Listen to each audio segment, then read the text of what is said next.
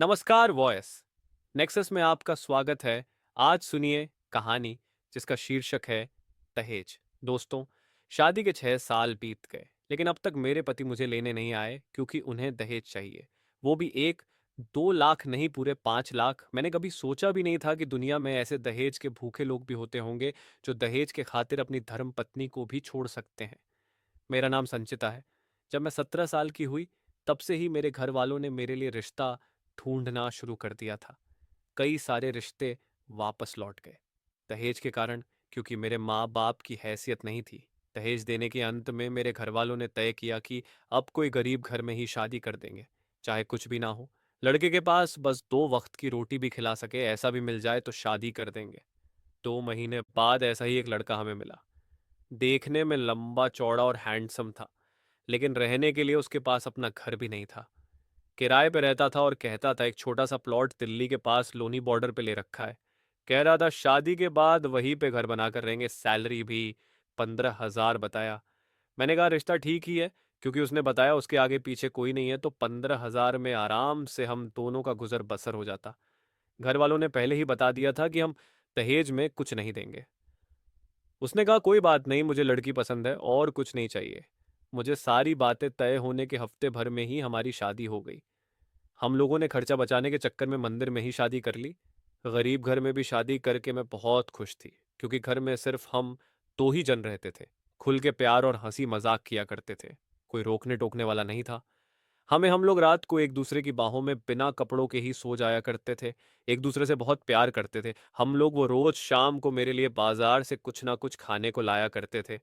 फिर हम दोनों एक दूसरे को बड़े प्यार से अपने हाथों से खिलाते थे। लगभग 1.5 महीना ऐसे ही प्यार में कब बीत गया हमें पता ही नहीं चला। उसके 4 दिन बाद ही दिवाली थी, तो मेरे पति ने कहा चलो दिवाली पे तुम्हारे मायके चलते हैं, वही दिवाली मनाएंगे। इसमें बहुत खुश हुई और उन्हें अपनी बाहों में कस के पकड़ के उनके होठों पे एक लंबा किस कर दिया।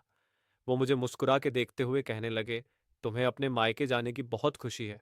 मैंने दुलार से कहा, हाँ भला किस बेटी को अपनी माँ से मिलने की खुशी नहीं होगी। दिवाली के एक दिन पहले ही शाम को हम लोग मेरे मायके आ गए। दिवाली बहुत खुशी और उल्लास के साथ हमने मनाया। मेरे मम्मी पापा भी बहुत खुश थे। मुझे खुश देखकर दिवाली की अगली सुबह मैंने ही कहा कि अब हमें चलना चाहिए, नहीं तो इनकी ड्यूटी छूट जाएगी। इस पर मेरे पति ने कहा, जाएंगे तो ज़रूर लेकिन ऐसे नहीं। मुझे मेरा अपना घर बनाना है, उसके अपने मम्मी पापा से 5 लाख ले लो फिर चलेंगे हम दोनों साथ में, वरना तुम यही रहो, मैं जाता हूँ। मैंने कहा, आप ये क्या बोल रहे हो? उन्होंने कहा, हाँ सही ही तो बोल रहा हूँ, मैं कब तक किराए के घर रहूंगा? क्या तुम्हारे माँ बाप इतना भी नहीं कर सकते तुम्हारे लिए? और वो जाने लगे। मैंने उनके पैर पकड़ लिए और गिड़गिड़ाने लगी। मेरे माँ बाप बहुत गरीब है, कहाँ से लाएंगे वो इतने सारे पैसे? ये सब देख सुन कर मेरे माँ बाप की आंखों में अंशु आ गए। वो कहने लगे, क्या हो गया है मेहमान जी को, वो ऐसा क्यों कर रहे हैं? इस पर मेरे पति ने कहा, मैं जो कर रहा हूँ ठीक कर रहा हूँ। अगर बेटी का घर बसाना चाहते हो तो 5 लाख के साथ बेटी को भेजना, वरना मत भेजना मेरे पास। बस इतना कहकर गए। उसके बाद कभी लौट के नहीं आए मेरे पास। उनके जाने के बाद माँ ने पूछा, क्या वहाँ भी मेहमान जी ऐसे ही करते थे? तो मैंने बताया, नहीं माँ, वो तो मुझे बहुत प्यार करते थे। फिर माँ ने पूछा, तो इतने दिनों में कोई प्यार की निशानी आई कि नहीं तेरे पेट में?